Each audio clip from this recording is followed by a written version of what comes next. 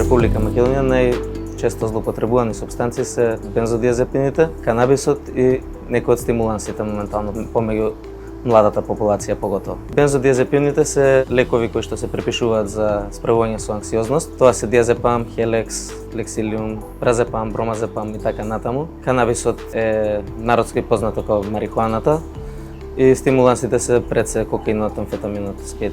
Статистички, првата ризична група за користење психоактивни супстанции се секогаш адолесцентниот период. Горна старосна граница нема, како што веќе споменав, бензодиазепините се многу често злоупотребувани лекови и пред се ке постарата популација.